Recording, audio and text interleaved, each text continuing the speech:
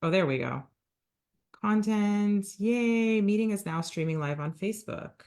All right. Well, Yay. good morning, good afternoon, everybody, wherever you are. I'm just going to give it a second. There's always like this little minute at the beginning till everything settles in. So, welcome, everyone. This is my group, Nurses Who Write. I am Rachel. I run this group. I am a nurse. I am a coach. I am a writer. And I am so excited today to bring you our very special guest. This is a dear friend of mine, a colleague, a client, a sister from another mister. This is Kim Colby, all around awesome human. And we just were chatting a bit before we got on the call. And we didn't plan. I like to write down questions and get in the zone. Today I was like, we're just gonna go on the fly. These are the best conversations. And Kim and I are just gonna chat. We're gonna chat about all things. But I think the best place to start is I'm just gonna have you introduce yourself, Kim. Just tell everybody a little bit about who you are, what you do, and who you serve.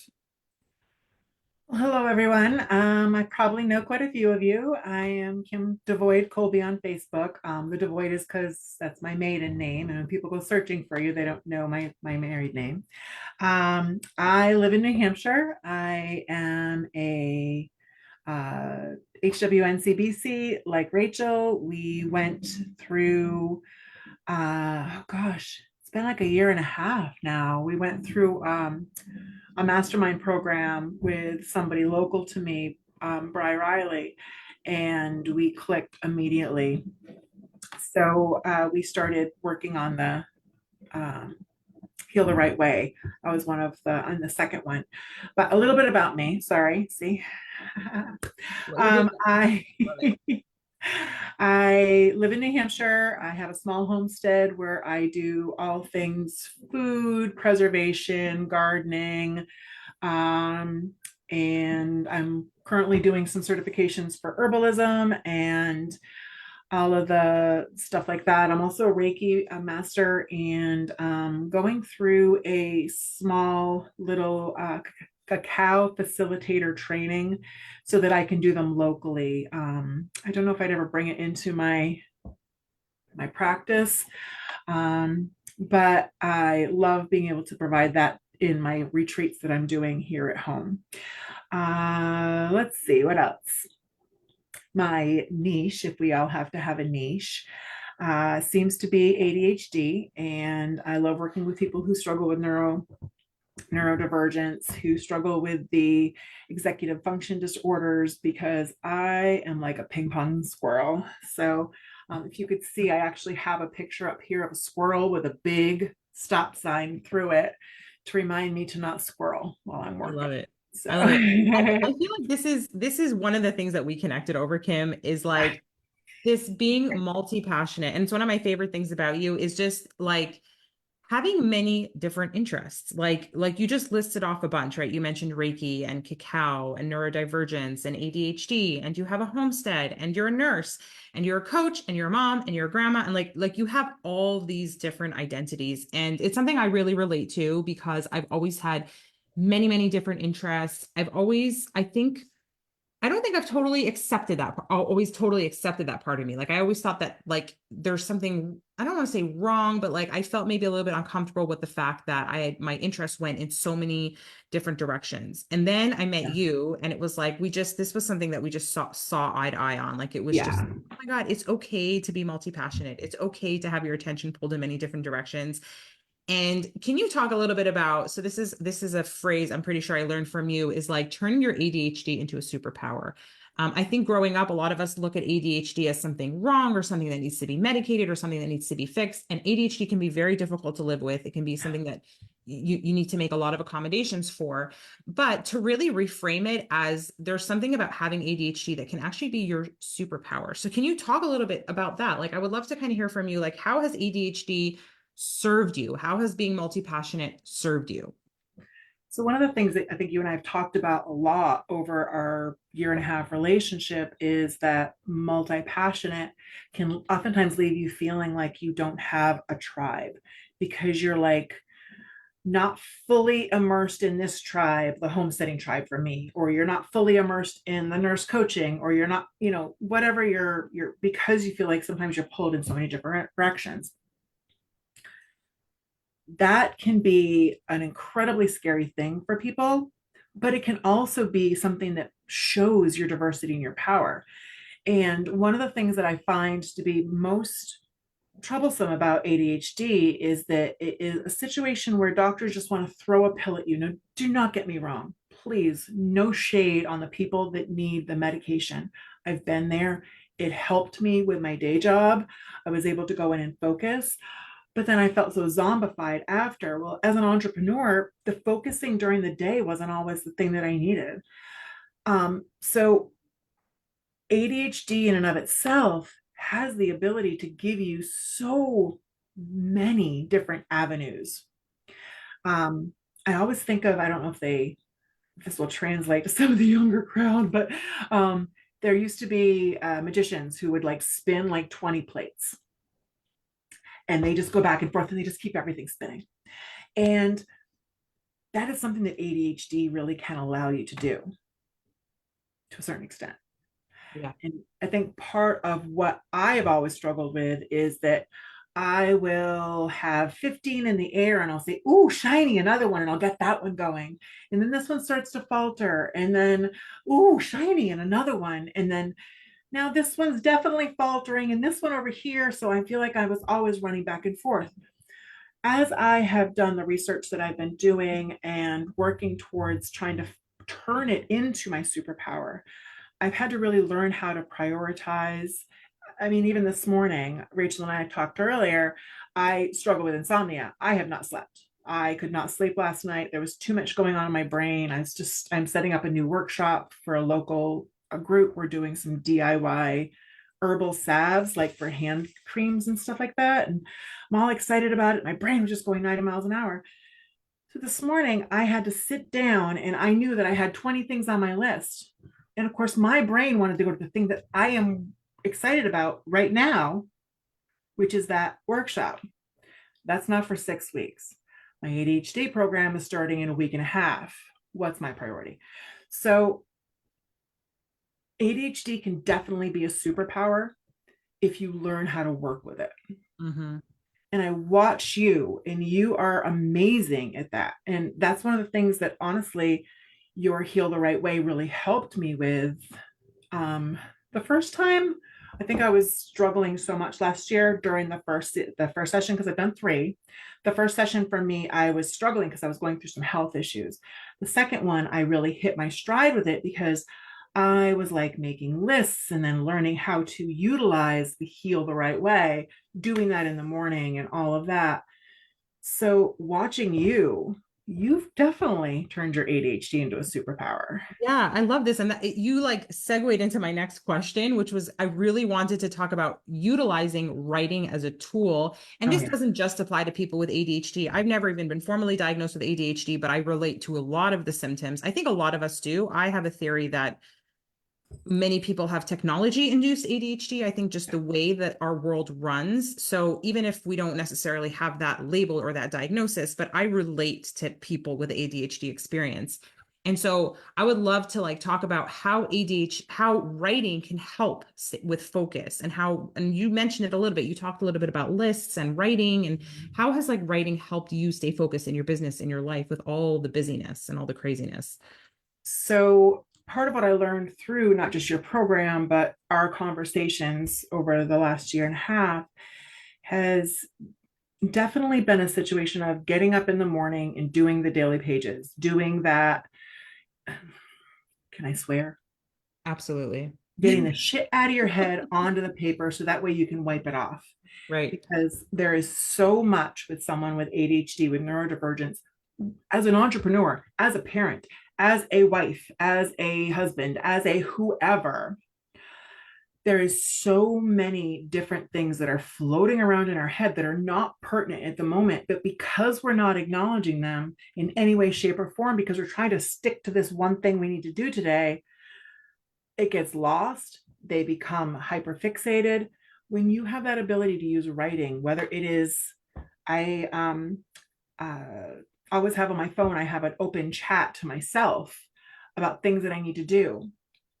So that way, if I am in the middle of something that I need to focus on, but this little ear or brainworm won't go away, I can put it down and continue with what I'm doing.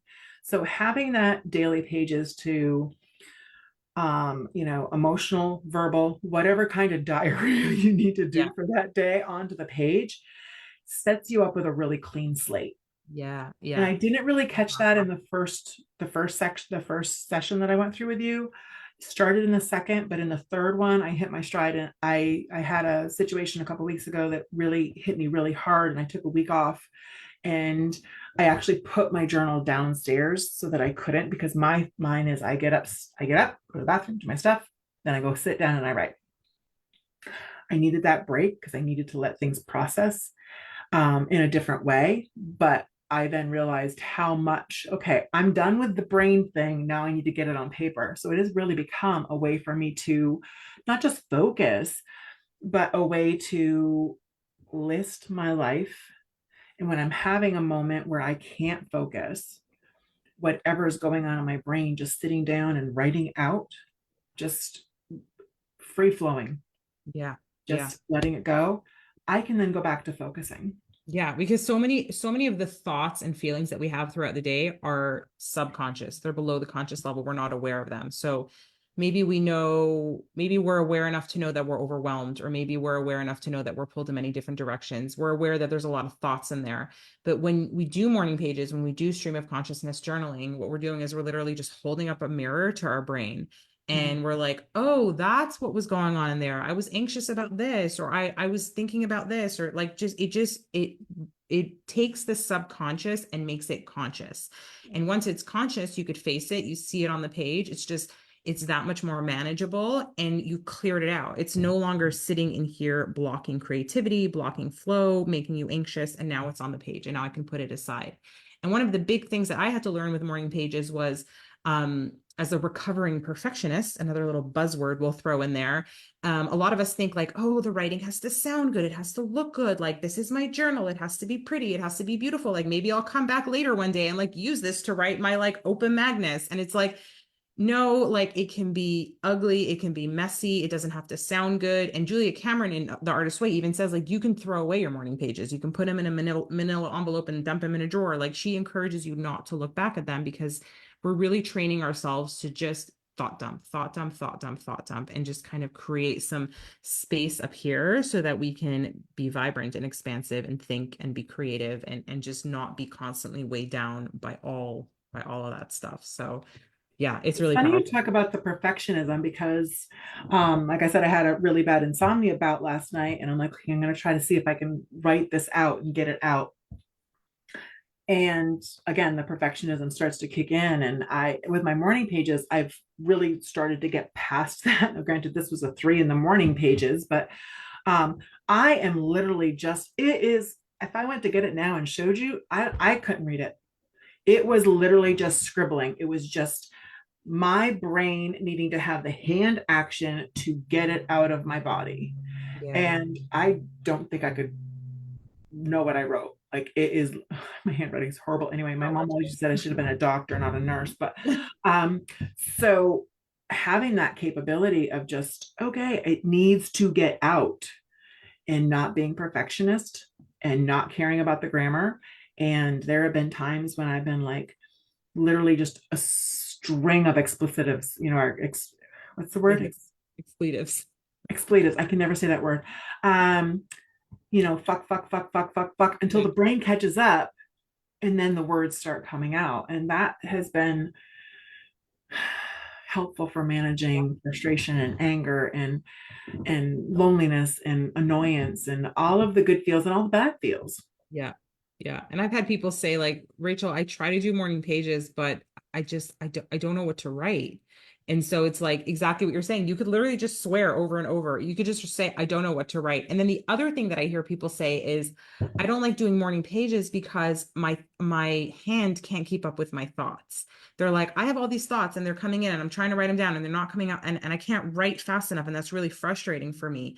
And I love that one because I always tell them, like, okay, like, let's breathe, let's slow down. What does that mean? What does that mean that your thoughts are moving so quickly that you can't even get your hand across the page fast enough, right? And that's what writing does. It forces us to slow down our thoughts. It forces us to pause. It forces us to embody what we're thinking and turn it into something real. And then we start to notice ourselves doing that throughout the day. Even if I don't have a pen in my hands, I'm out and about.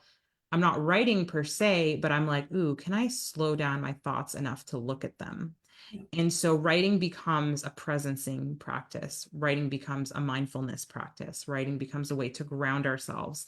And it's why I'm so passionate about writing. I talk about it everywhere I go, but it's writing is just, it is medicine. It really is a way for us to get in touch with our innermost thoughts or innermost feelings and really just connect us to ourselves. So super, super powerful.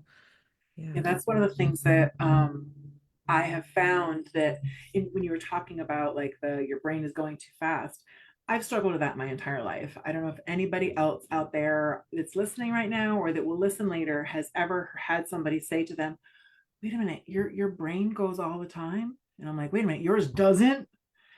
And they're like, "No," and I'm like, "Oh my God, that must be bliss." The thing that I love about this is that even if I have those days where I cannot get my brain to slow down and I can't keep up with the writing, I can then just pick up my phone and do talk to text or do a recording or something so that I can at least say it to get it out.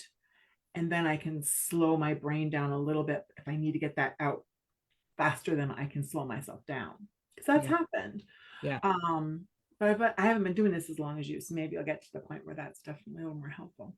Yeah. Well, well, yeah. I mean, it's a work in progress and it's a practice. It's a practice. It's not something we pick up and put down, and it's something we're always doing. And yeah, I love that you mentioned the voice to text because that's another thing that I feel like has come up a lot in my workshop and just questions that people have asked me. I think because I work with so many nurses and we're so used to protocols and we're so used to doing things a certain way, I find people often asking like, am I doing it right? How do I do it? Give me the exact instructions for how to do my morning pages. And she gives it a formula in the book. She says, wake up in the morning. But a lot of what I've had to work on with people is learning how to make this your own, learning how to let go of those rules, learning how to take this amazing practice and make it your own. And that could look like using a Google Doc. That could look like doing voice to text. That could look like voice notes. That could look like doing it in the evening. Some people prefer to do it in the evening, and just really learning that like it's not about being rigid. It's not about doing it a certain way. It's really about, again, just observing your thoughts in a different way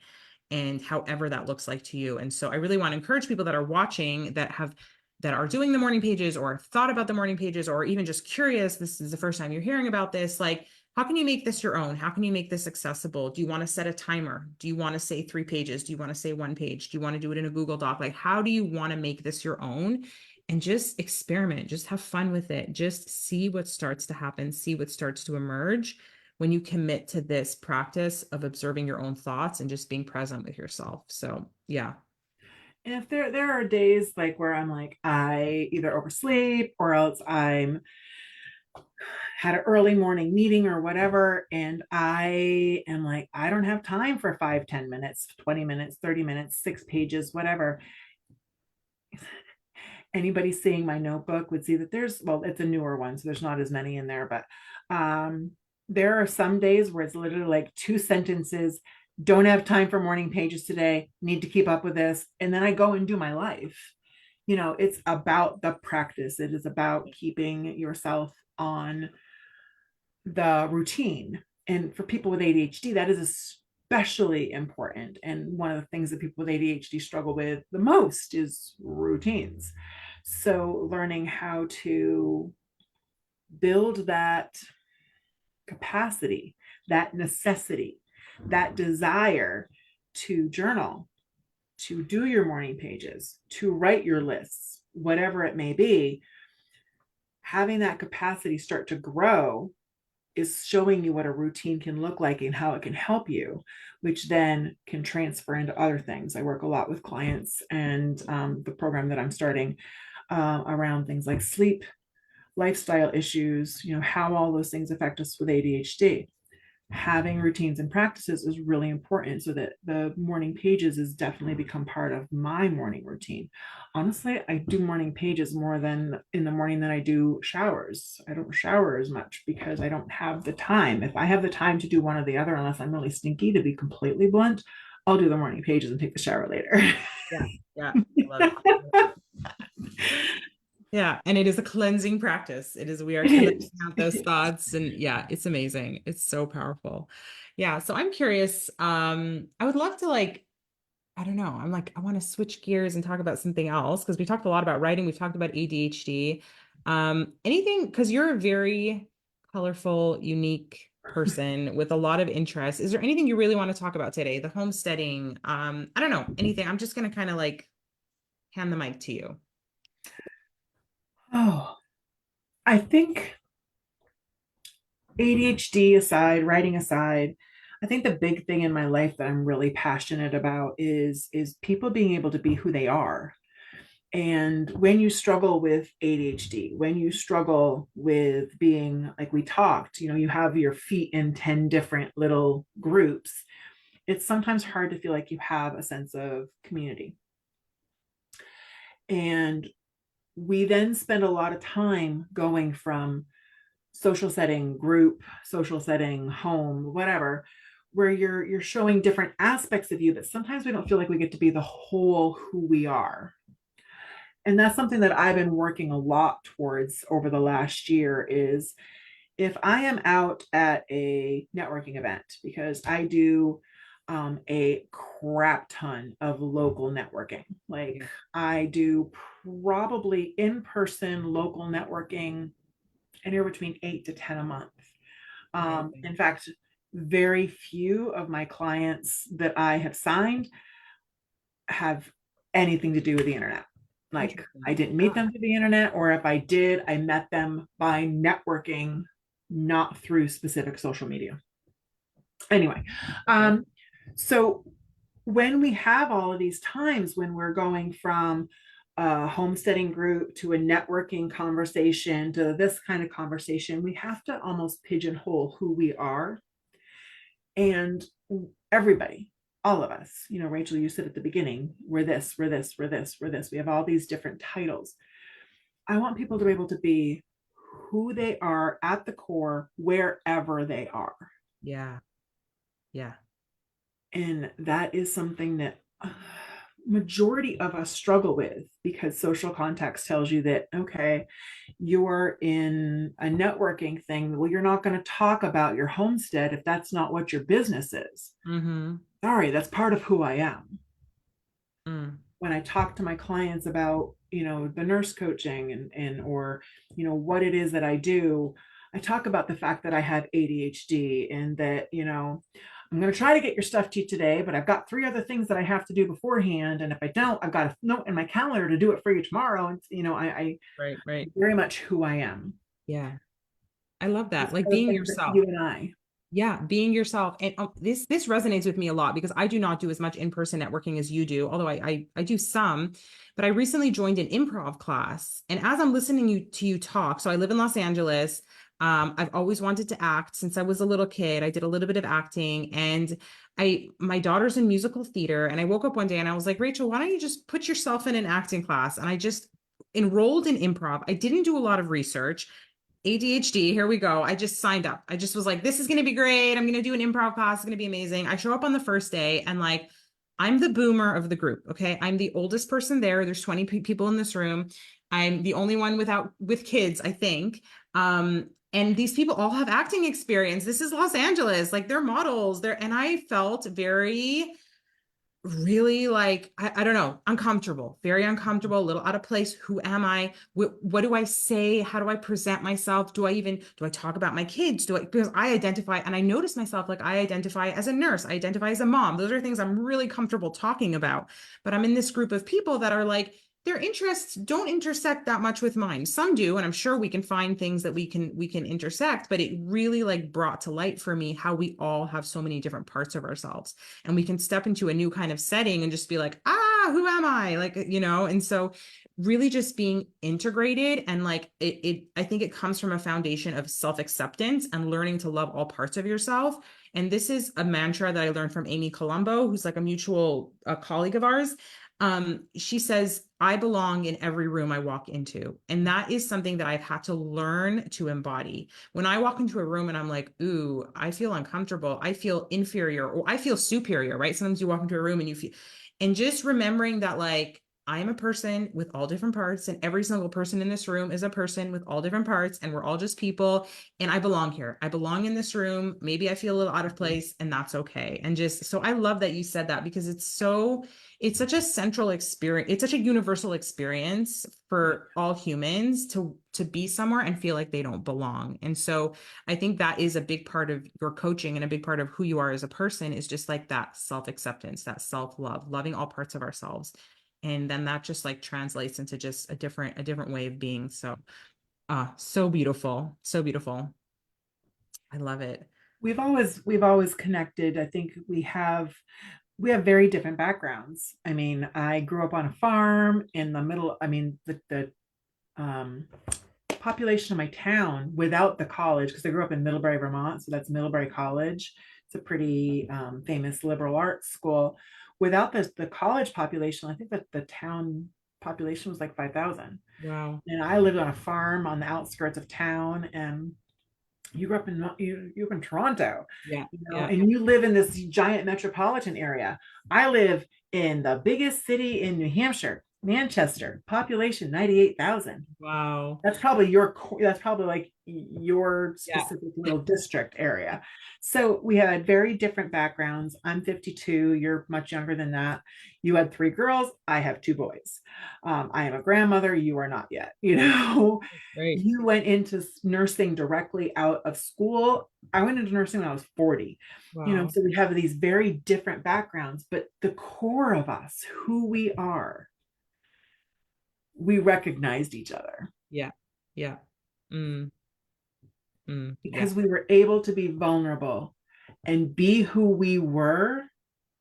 We recognized that really quickly.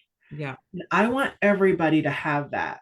I want everybody to see everybody's their base person, because Yeah. we all are there to support each other. It's not about, you hear so much about, I'm in a ton of women's networking groups. Oh, women have to boost each other up. We have to like support each other. Humans need to support each other. Yes. Yeah. I And love dogs. And dogs. and I love it. Yeah, and it's like the more that we can be ourselves and the more that we can just go through the world like that, the more we're going to attract our people. We might what's the opposite of attract? We might push away some of the people that are different but that's okay. Like it's being authentic, we're going to attract the people that we want. So I think that's like a beautiful place to kind of land. We've been talking for almost 30 minutes, although that went by so Yeah. quickly. Before we hop off, I want to well, first of all, I'm going to talk about my program real briefly. I am launching my next season of Heal the Right Way in less than 2 weeks. Kim has done this program 3 times. It is a life-changing program. It is amazing. We write together, there's coaching, there's camaraderie, and we really just learn how to express ourselves, how to just be more authentic, and how to create this practice of daily writing. So if you're interested, reach out to me. If you're watching the playback, if you're watching live, just let me know if you're interested. And then I also want to give you an opportunity, Kim, to talk about your ADHD program. You're launching your beta program in January. And so share with the group a little bit about that. So, in case you haven't told about the squirrel walking around over here, I have ADHD. I have been on a journey for the last year and a half to really be able to harness that in. I hate using that word, to utilize it to make it my superpower, to make it my bitch, to turn my ADHD into what it has the potential of being. In doing that, I realized just how many of us out there, especially entrepreneurs and especially women of my generation and the generation after, I'm a Gen Xer, so we were never diagnosed. I want to be able to offer a program with all the education that I have provided for myself, worked towards finding, and the group education. Because if I know 10 things of how to deal with my ADHD, and Rachel knows 10 things, and then the other person knows 10 things, and then we have 60 to 70 things that we can use for each other. So I'm starting a beta program. I'm doing it as a 4 week little mini to make sure that my layout works. And then I'll be launching the larger 12 or 16 week program either in probably the middle of March. That'll be when that one comes up. But for now, I am looking for, I think I have 2 spots left. I would love to have anybody outreach to me and we can chat. It's price pointed right now very low because it's a beta.